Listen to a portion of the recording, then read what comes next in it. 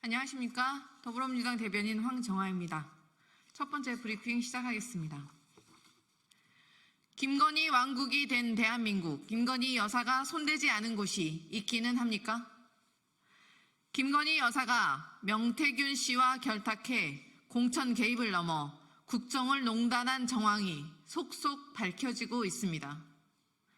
정부와 여당에 깊이 뿌리내린 김건희 여사의 마수에 대한민국은 김건희의 왕국이 되어버렸습니다.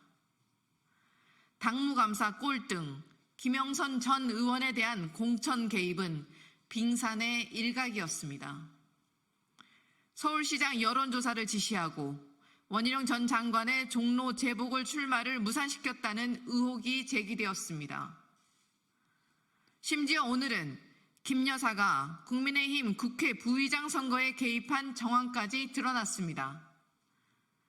명태균 씨가 국회 부의장 선거를 앞두고 김영선 전 의원 측에 대통령 부부 지시가 없으면 나가면 안 된다 라고 말한 녹취 파일이 공개된 것입니다. 온갖 곳에서 이름이 오르내리는 김건희 여사를 보면 손대지 않은 곳이 있기는 한지 의문이 들 정도입니다. 그런데도 윤석열 대통령과 대통령실은 계속 모르쇠로 일관할 셈입니까? 윤석열 대통령은 김건희 여사와의 공동 정권으로 여기는지 모르겠지만 국민은 김건희 여사를 뽑은 적이 없습니다. 대통령 부인에게 무소불위의 권력을 휘두르라고 권력을 위임한 적도 없습니다. 윤석열 대통령은 누가 진짜 대통령이냐는 국민의 물음에 답해야 합니다.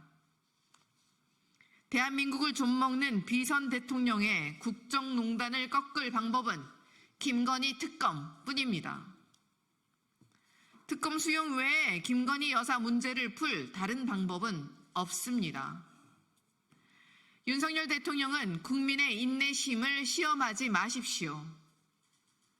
윤석열 대통령과 국민의힘이 김건희 특검을 끝까지 거부한다면 성난 민심의 심판에서 벗어날 수 없을 것입니다.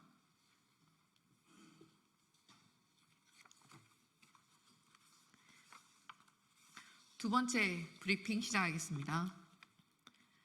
아무리 개혁을 외쳐도 김건희 여사의 국정농단 게이트를 지워낼 수는 없습니다. 윤석열 대통령이 국무회의를 통해 의료, 연금, 노동, 교육의 4대 개혁 추진이 곧 민생이라며 모든 힘을 쏟아야 한다고 강조했습니다. 대통령은 여전히 현실을 직시하지 못한 모양입니다.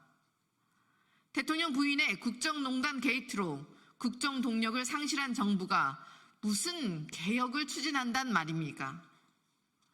윤 대통령의 개혁은 이제 대한민국을 위한 개혁이 아니라 대통령 부부의 치부와 의혹들을 덮기 위한 기만으로 보일 뿐입니다. 민의를 외면한 불통 대통령의 개혁 구호는 공허합니다. 개혁의 방향 역시 오직 대통령의 오만과 아집만 보일 뿐 국민과 민생도 없습니다.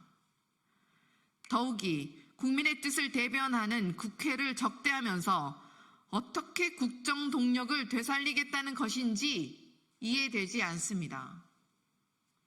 민의를 등진 일방적 정책 추진은 허상에 불과합니다. 국정농단 게이트로 이미 붕괴된 국정 동력을 개혁이라는 허울로 포장해 되살리려고 해도 이제 대통령의 말에 귀 기울일 국민은 없습니다. 윤석열 대통령이 지금 결단해야 할 것은 김건희 여사 국정농단에 대한 결자 해지와 국정기조의 전면 전환입니다. 특검을 피할 길은 없습니다. 김건희 여사 특검을 수용하는 것이 그나마 남은 국정 동력을 보전하는 일임을 엄중히 경고합니다.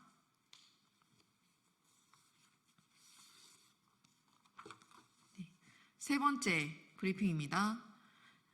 제29차 더불어민주당 최고위원회 결과 보고입니다. 오늘 최고위원회 회의에서는 이태원 참사 특별위원회와 명태균 게이트 진상조사단을 당내 비상설 특별위원회로 설치했습니다. 이태원 참사 진상규명을 위한 특별법 후속 대책, 피해자 유가족 연대, 추모, 기억사업 등을 지속적으로 지원하기 위해 이태원 참사 특별위원회를 설치했습니다. 위원장으로는 남인순 위원을, 부위원장으로는 김교흥, 박주민, 이해식 의원을 임명했습니다.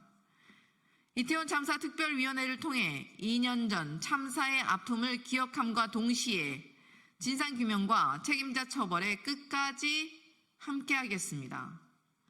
또한 여론 조작과 국정 개입 등 명태균 관련 의혹이 날로 확산됨에 따라 당 차원의 진상조사를 위해 명태균 게이트 진상조사단을 설치하고 위원장으로는 서영교 의원을 임명했습니다.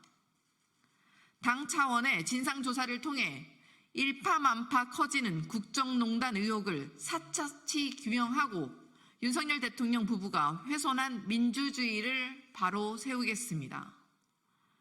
더불어민주당은 그 밖에도 국민의 아픔에 함께하고 국민의 의혹을 풀기 위해 더욱 힘쓰겠습니다.